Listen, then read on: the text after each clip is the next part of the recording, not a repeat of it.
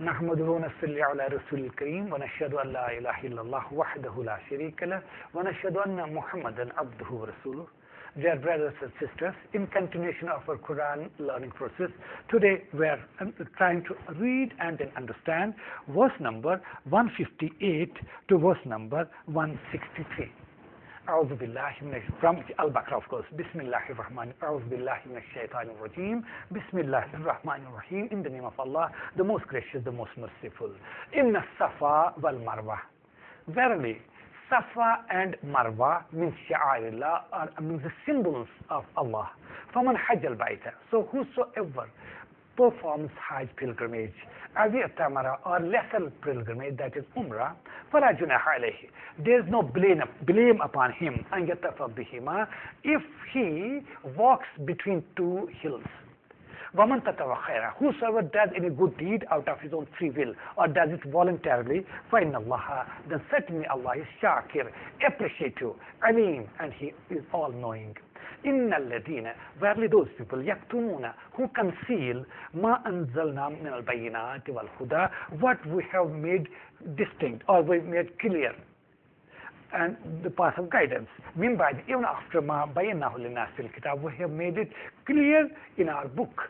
Ulaika yal'anuhumullah, upon them is curse of Allah, wa yal'anuhumul la'inun, and upon them is curse.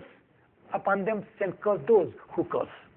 Illa alladhina, except those tabu, who repent or turn back to Allah, wa aslahu, and correct themselves or mend their ways, wa bayyanu, and they explain or relate or convey what they have been concealing. فَأُولَٰئِكَ, they are the ones towards whom I turn in mercy. وَأَنَا التَّوَّابُ الرَّحِيمُ, because I am the acceptor of repentance and the most merciful. إِنَّ الَّذِينَ كَفَرُوا, verily those people who reject faith, وَمَاتُوا, and die, وَهُمْ كُفَّارٌ, in the state of disbelief. أولئك عليهم لعنة الله, upon them is curse of Allah, والملائكة, and curse of angels,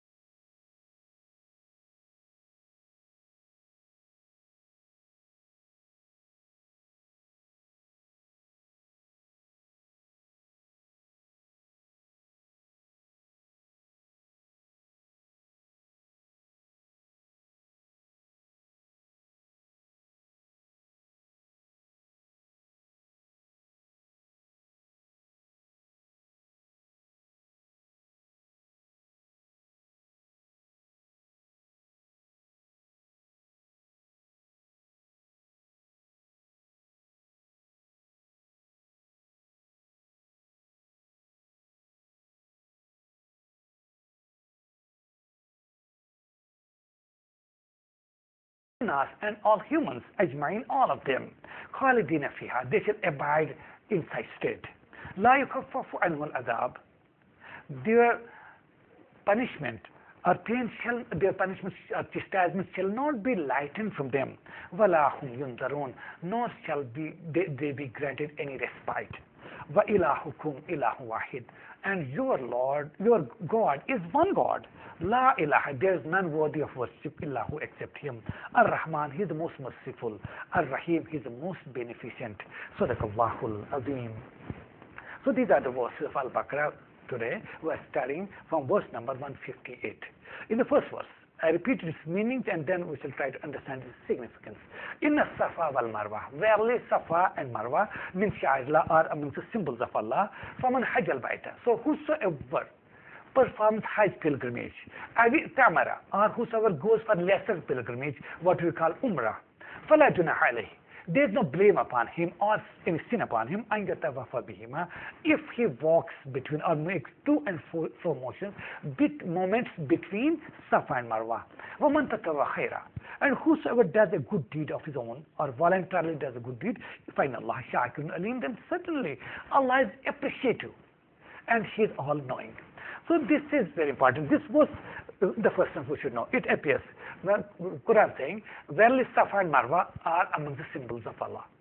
And whosoever performs Hajj or Umrah, there is no blame upon him, there is no sin upon him, if he walks between these Safa and Marwa hills.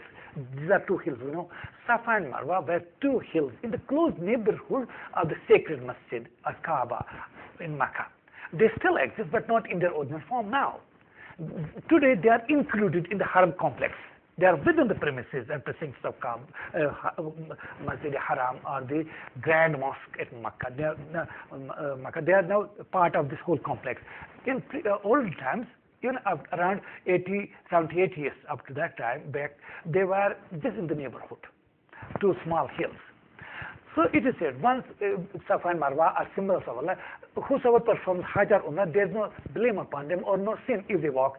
This, apparently, if a person, that again, this thing is very important, because the sayings of Prophet, peace be upon him, once they in fact supplement the Quranic words, because Prophet, peace be upon him, as we have learned yesterday, role of Prophet is not just to convey the message, otherwise he would have conveyed the message.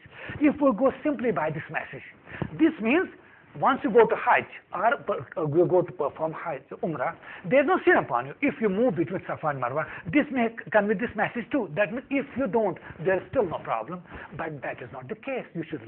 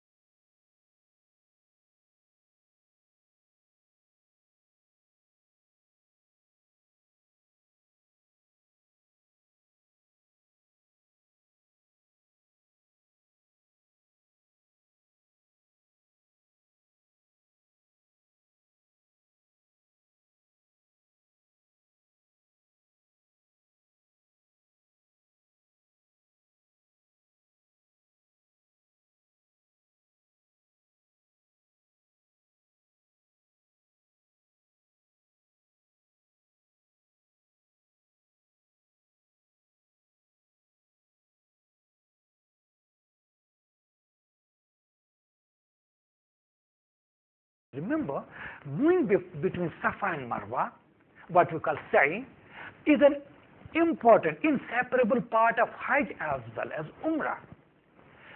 According to many experts of jurisprudence like Imam Malik, Imam Shafi, others, it is fard for a Muslim who performs Hajj or Umrah. And according to Imam Abu Hanifa, this is wajib, that means next to fard. So our Hajj cannot be completed if we don't. So then what does it mean? That's because the sayings and doings of the Prophet, peace upon him. For that we have to remember simple historical background. We know Kaaba, we have been repeating it time and again. Kaaba was built in its present form, rather reconstructed by Abraham and Ishmael around 4,200 years back. That means around 2,500 years before the time of the Prophet Muhammad, peace upon him. So it was the center of monotheism, no center of Tawheed, which the house which was built only for worship of one God, that's the Lord of the worlds, Allah, whom we call Allah in Arabic, and it means all-powerful, almighty God who is creator of everything, heaven and earth and what is in between. So this Kaaba was built for the worship of one God. Once Prophet Abraham constructed, the Hajj pilgrimage started. Abraham did it himself, his son Ishmael did it, and they advised their offsprings and others who lived in the neighborhood yearly to come to Mecca and perform Hajj, and they used to do it. But since we know there was a time gap of around 2,500 years between time of Abraham and arrival of the last of the messengers, Muhammad, peace upon him, who was born in Mecca, which we understood just yesterday, how it happened. So during that time, even though the tradition of Hajj pilgrimage remains here, but it got contaminated with the passage of time. Certain satanic impulses were introduced by certain satanic elements. As we see, the ritual of slaughtering an animal was there. Even before Muhammad, peace upon him, people used to slaughter animals in the close neighborhood or around Kaaba. But what was addition? They would extract the blood of those animals and then paint it on the walls of Kaaba, thinking that God will be pleased with it. They would sprinkle that blood in the idols they had placed in Kaaba itself, around 360 idols. This was contamination. This was satanic impulses that they started following. Same way, there were some people would go for circumambulations, what we call tawaf, around Kaaba. But there was satanic involvement also. With the passage of time, Satan had made them to believe that God will be pleased with you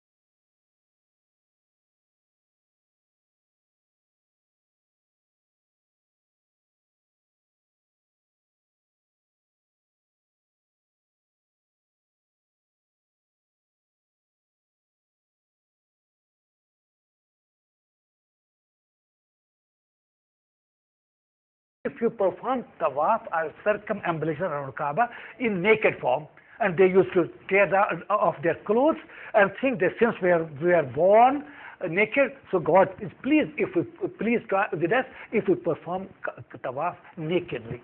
As we say, even today, some remnants of that, Nanga Ashnan and all that, people naked, exposing their private parts before hundreds and thousands of people around. So this was adopted by Arabian polytheists also. Same way, one of the rituals of Kaaba, one of the rites of Hajj or Umrah was there that following the tradition of Hagar, Hajra, who moved around between Safa and Marwa just to find some few drops of water for his infant baby, Ishmael. So this was made by God's will. Abraham had made it a part and parcel of Hajj and Umrah. So even before Prophet, peace be upon him, this tradition or this rite, they continued it. But they made certain satanic interventions were there. What they did, they had installed an idol, a big idol, a big image of a false god whom they had called Isaf. They had planted or posted a big image or big metallic idol at the top of Safa. It was so-called goddess Isaf. And they would made an altar there. They would also sacrifice animals before that god. And on the hill, which is the close neighborhood, around 500 feet away, that's Marwa, they had planted or posted under the idol of under God, that's Naila, and made an altar. They would sacrifice animals and feel that our God, so-called God, Naila, is pleased with it. And this continued. And then came the time of the Prophet, peace be upon him. Since Prophet Muhammad, peace be upon him, upheld what was done by Abraham, because he used to say, I am the follower of Abrahamic religion, Abrahamic monotheism, so the tradition of Hajj continued. But there were certain Muslims who used to think, they thought if when during Hajj, they knew it, that we will sacrifice animals, but we shall not paint the walls of Kaaba with blood. That's not good. They were advised like that by Muhammad, peace be upon him, the last prophet. They were advised that going nakedly around Kaaba, perform circumambulation is a sin. God is not pleased, but God's anger and wrath fall upon such people. So they abstained. About Safa and Marwa, Muslims were in such case, they were confused. They thought, how come we move between, because most of the Muslims were newborn, they didn't know the historical perspective. They thought once we are making movements between Safa and Marwa, what Kafir and polytheists used to do, reaching Safa, they would bow in prostration between the idol Isaf. Come down from that, go to Marwa, and then also make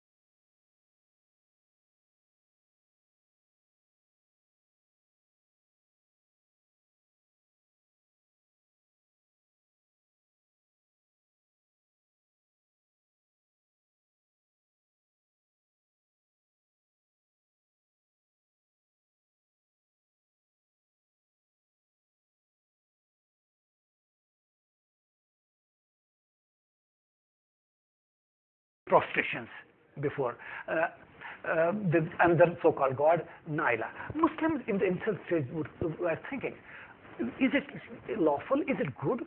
Isn't in a way that we are also respecting and honoring to these two idols? This should not be part of religion, because our religion, Islam, is against polytheism, against idol worship.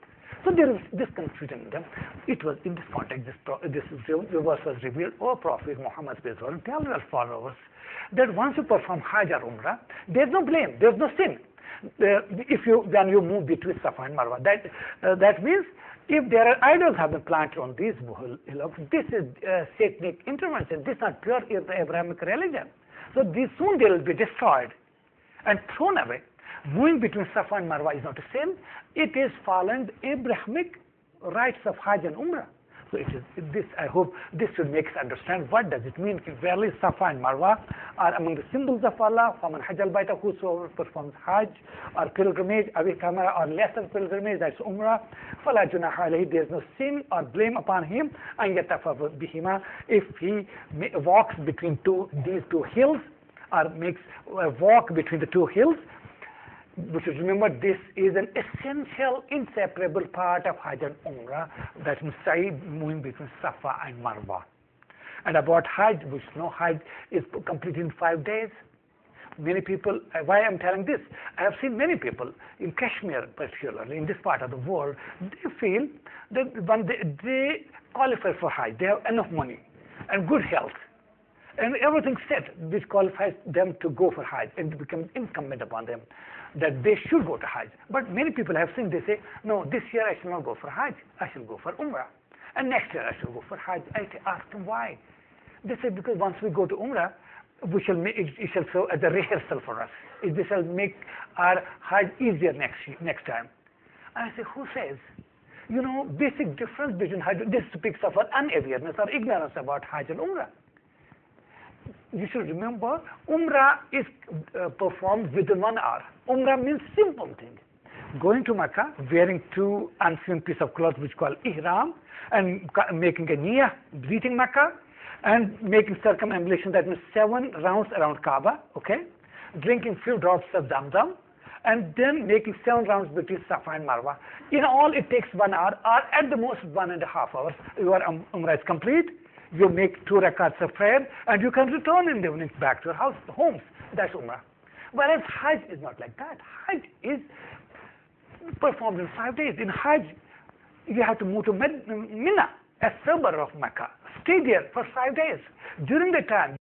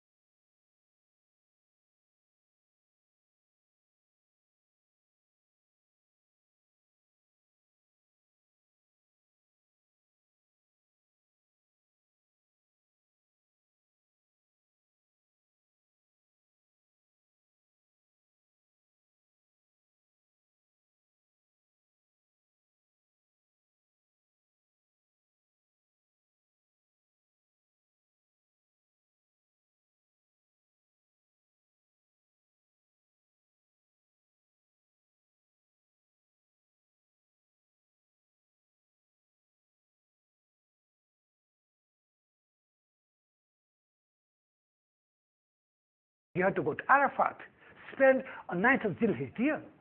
Then you have to spend the intervening night of 9th and 10th Zilhijjah in Muzdalifah. And then you have to come to Mina again on the 10th of Zilhijjah. And then you have to throw pebbles on the 3 walls which represent these 3 Satans. And you have to do this pebble throwing for 3 days, 10th, 11th, and 12th.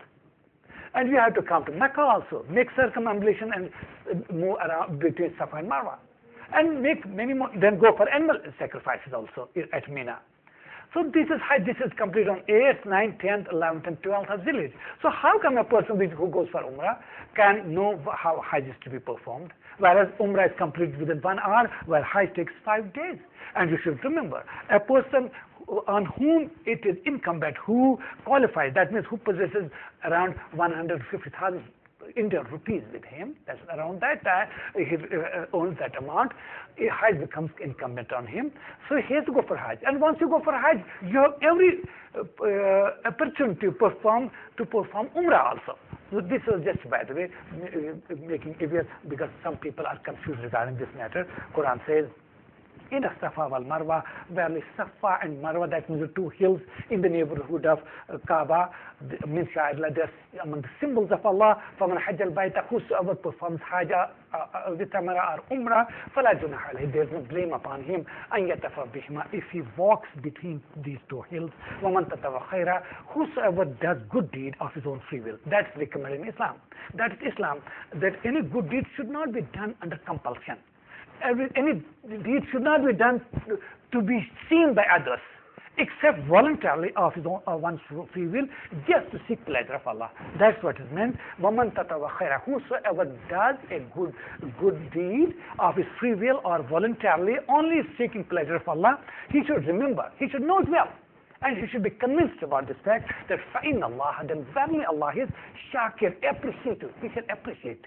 Appreciate, and appreciation means he should accordingly reward him. Alim, because he has all knowledge. So he knows what you declare with your tongues, and he also knows what is in your hearts. He knows your verbal declarations. He knows your intentions behind those verbal declarations. So he appreciates it. He's appreciative, and because he's all knowledgeable. This is first verse. Now verse number 159 is very important verse. It says, let's first read its meanings. Inna alladhina, verily those people, yaktumuna, who conceal, ma anzalna min al-bayyinati wal huda, what we have set down, what we have sent down min al-bayyinat, of clear message, wal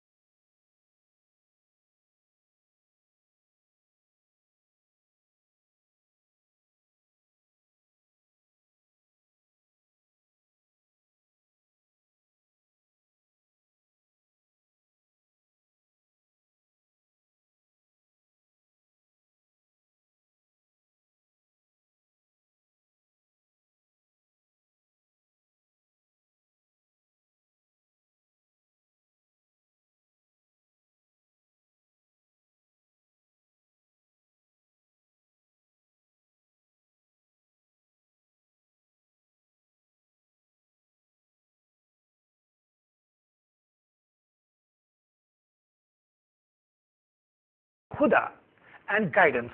Nimbadi, even after ma baynahu linnas fil kitab, then we have made these messages and ordinances evident and clear in the book. That's in the book. Who conceal this message? Ulaika yal'anuhumullah. Upon them is curse of Allah. Allah sends His curse upon them. Wa yal'anuhum la'inun. And upon them is curse of all who curse. That means the curse of angels also falls upon them. Upon whom? Who conceal the knowledge, the knowledge they possess, but they conceal it, do not convey to others.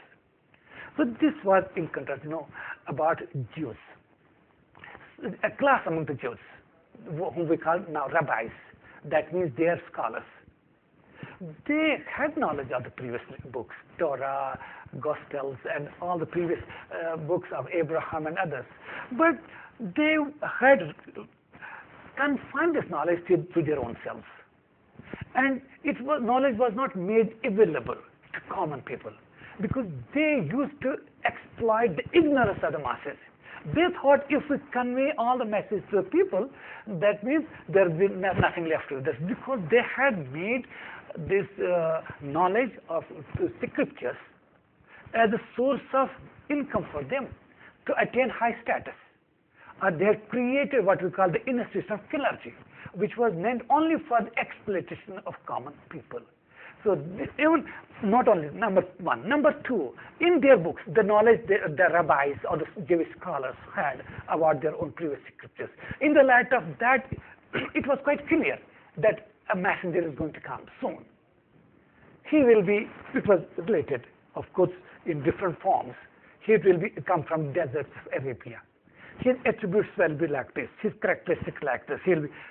But they would conceal it because they thought even if we convey these messages to our own people, to our Jewish community, or if the illiterate Arabs would come to know it, they would perhaps uphold the prophethood of Muhammad, so they would conceal it. So this was said, those people, this is according to the context, what we say Shani Nazul. That Quran says, verily those people who conceal what we reveal or what we send down of the guidance, and which were made clear in the book, who conceal that knowledge. Ulaika yal'anuhumullah. Upon them is curse of Allah, wa yal'anuhum la'inun, and all those curse upon them who curse. That means curse of angels, lanat of angels over them. So this verse was made for us too.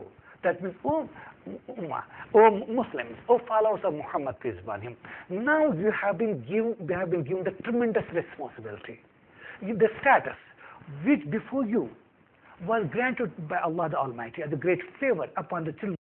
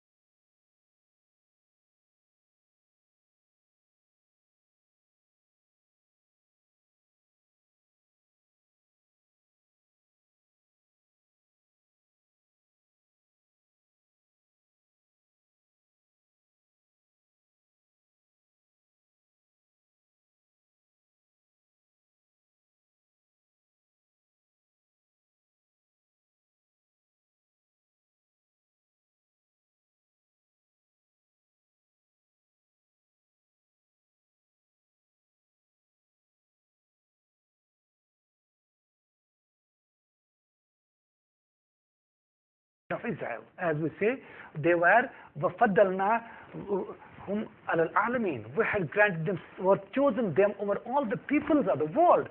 Because since they didn't follow and didn't convey the message,